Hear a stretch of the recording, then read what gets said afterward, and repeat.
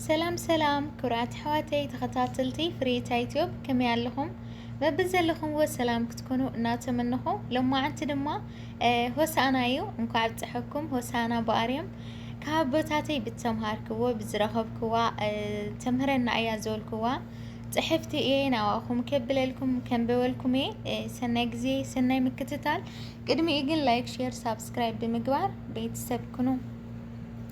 ሰሙነ ሕማማት የአብይ ጾም የመጨረሻ ሳምንት ከሰኞ እስከ ቀዳሜ ሰሙነ ሕማማት የጾመ ሆዳዴ የመጨረሻው ሳምንት የጌታችን የመድኃኒታችን ኢየሱስ ክርስቶስ ሕማም የሚታሰብበት ካህናትና ምእመናን በቤተ ክርስቲያን ቅጥር ግቢ ተሰብስበው የሕማሙን ነገር የሚያወሳውን ዜማ የሚያዜሙበት ግብረ ሕማም በመባል የሚታወቀውን መጽሐፍ የሚያነቡበትና የሚሰሙበት በነግህ በስዕለት በትስዓተ ሰርክ በ11 ሰዓት እየመላለሱ የሚሰግዱበትና የሚጸልዩት ልዩ ሳምንት ነው። ከሆሳዕና ማግስት እስከ ትንሣኤ። በዚህ ሳምንት በተለይ ካህናት ቤተ ክርስቲያን ጥቁር ልብስ ይለብሳሉ። ምክንያቱም ጌታችን የደረሰበትን መከራ፣ ስቃይ እንዲሁም የሰው ልጅ 5500 ዘመን በጨለማ ግዞት ይኖር እንደነበር ለማዘከርም ጭምር ነው። የጌታችን የመድኃኒታችን የኢየሱስ ክርስቶስን መከራ ሕማም በጽኑ እንድናስበው እያስተማሩን ሐዋርያት ናቸው። ለእነርሱም የነገራቸው ደግሞ ራሱ ጌታችን መድኃኒታችን ኢየሱስ ክርስቶስ ነው። ሰሙነ ሕማማት የጌታችን ሕማማት ከማሰብ ጋር በየዕለቱ በርካታ ድርጊቶች መፈጸማቸውን የምናስታውስበት ሳምንት ነው። እስኪ ሙሉ ሳምንቱን አንድ በአንድ እንመልከት። ሰኞ መርገመ በለስ የተፈጸመበት ሰኞ ይባላል። በዚህ ዕለት ጌታችን ከቢታንያ ሲወጣ ተራበ። ቅጠል ያለበትን በለስ ተመልክቶ ወደ በለሲቱ ቢቀርብም ከቅጠል በቀር ምንም ነገር ባለማግኘቱ ከአሁን ጀምሮ ለዘላለም ምንም ካንቺ ፍሬ አይበላ በማለት ስለረገማት መርገመ በለስ የተፈጸመበት ሰኞ ይባላል። አንጽሖተ ቤተ መቅደስም ይባላል። ጌታችን ወደ ቤተ መቅደስ ሄዶ በቤተ መቅደሱ የሚሸጡትና የሚለወጡትን ቤቴ የጸሎት ቤት ትባላለች በማለት ከቤተ መቅደስ ገርፎ አስወጣቸዋልና። ማክሰኞ የጥያቄ ቀን ይባላል።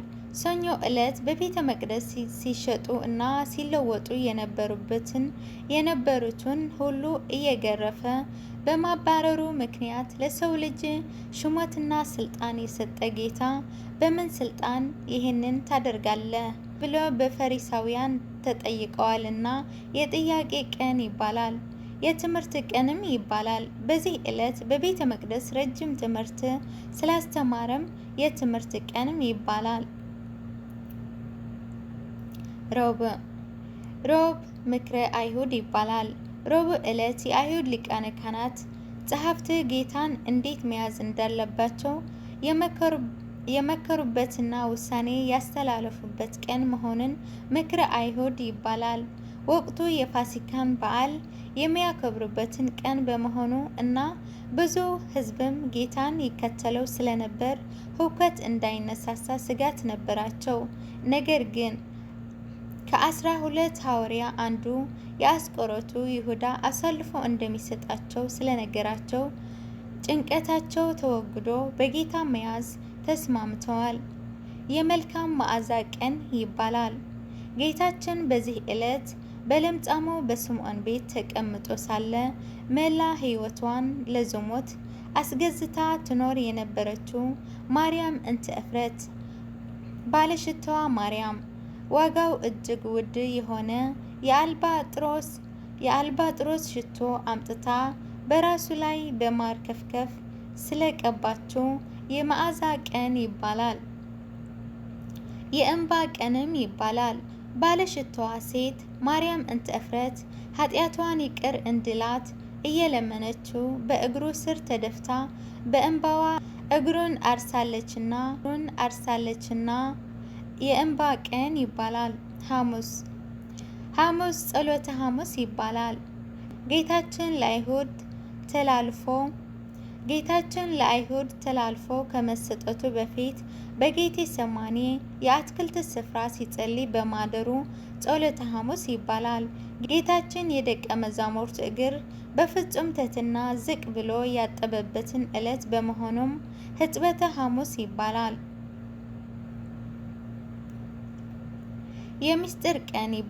የሚስጥር ቀንም ይባላል። ከሰባቱ ምስጢራት አንዱ የቅዱስ ቁርባን ምስጢር በዚህ ዕለት ተፈጽመዋልና በምስጢር ቀን ይባላል። የሐዲስ ኪዳን ሐሙስ ይባላል። የሐዲስ ኪዳን ሐሙስም ይባላል። መስዋዕተ ኦሪት በእንስሳት ደም የሚቀርብ መስዋዕት ቀርቶ ለዓለም ድህነት ራሱን ያቀረበበትን ቀን መሆኑን የሐዲስ ኪዳን ሐሙስ ይባላል። የነጻነት ሐሙስም ይባላል። ለኃጢአትና ለዲያብሎስ ባሪያ ሆኖ መኖር ማብቃቱ እንዲሁም የሰው ልጅ ያጣውን ክብር መልሶ ማግኘቱ የተረጋገጠበት ቀን ስለሆነም የነጻነት ሐሙስ ይባላል። አርብ የስቅለት አርብ ይባላል። ጌታችን መድኃኒታችን ኢየሱስ ክርስቶስ ለአዳምና ለልጆች ሁሉ ቤዛ ሆኖ በመልዕልተ መስቀል ላይ ተሰቅሎ የዋለበት ዕለት ነውና የስቅለት አርብ ይባላል። መልካሙ አርብም ይባላል። ከጌታ ስቅለት በፊት በተለይም በሮማውያን ሕግ የወንጀለኛ መቅጫ ምልክት የነበረውን መስቀል ጌታችን በደሙ ቀድሶ የምህረት የሕይወት አርማ የዲያብሎስ ድል መነሻ ስላደረገው በሞቱ መልካም ሕይወት ስላገኘን መልካሙ አርብ ይባላል። ቀዳሜ ስዑር ትባላለች። ይህች ዕለት ከድሮ በተለየ መልኩ የጌታችንን መከራ በማሰብ በጾም ታስባ ስለምትውል የተሻረች ቀዳሜ ይባላል። ለምለም ቀዳሜም ይባላል። ካህናቱ ለምእመናን ለምለም ቀጤማ የሚያድሉበት ዕለት በመሆኑም ለምለም ቀዳሜ ይባላል። ምእመናንም ይሄንን ለምለም ቀጤማ እስከ ትንሣኤ ሌሊት በራሳቸው ላይ ያስሩታል። ቅዱስ ቀዳሜም ይባላል። ቅዱስ የሆነው እግዚአብሔር በጥንት ተፈጥሮ ፍጥረታትን አከናውኖ ያረፈባት ቀን ሲሆን በዘመነ ሐዲስ ደግሞ የማዳን ስራውን ሁሉ ፈጽሞ በስጋው በመቃብር ሲያርፍ በነፍሱ ወደ ሲኦል ወርዶ ሲኦልን በርብሮ ባዶዋን ሲያስቀራት በዚያን የነበሩትን ነፍሳት የዘላለም እረፍት ያወረሰበት ዕለት ስለሆነ ቅዱስ ቀዳሜ ይባላል። እንኳን ለሆሳዕና በዓል በሰላም አደረሳቸው። ሆሳዕና ዘአርያም። እግዚአብሔር ማስተዋልን፣ ጥበብን፣ እውቀትን ከፍቅር ጋር ይስጠን። አሜን። እግዚአብሔር ብርሃኔና መድኃኒቴ ነው። ስለ ሁሉ ነገር ተመስገን። ኩራት ሕዋተይ ሎማ ዓንቲ ሒዘልኩም ዘቐረብኩ እዚኣ ትመስል ነይራ። ደስ ስለ ዝበለትኒ ልተምሃር ኩላ ብዙሕ ነገር ስለ ዝፈለጥ ኩላ እየ ናባኹም ኣቕሪበያና እንድሕር ኣፈቲኹም ጓ ሼር ላይክ ሳብስክራይብ ግበሩ ኢኹም። ካልእ ግዜ ብካልእ ትሕዝቶ ክስካዕ ዝመፅእ ሰሰናይ እና ካብኡ ከኣሲ ኣብ ሽዕ ዝኽእል መን ኣሎ ዝሰርሕ ዘይረስዖ ማለት እዩ። ኣነ የረሳዕኽወን ኣብዚ ኣላ ሰሪሐ ያርእይዋ ማለት እዩ። ክሰርሐልኩም ተደሊኹም ፃሓፍለ ኢኹም ኣብ ኮመንት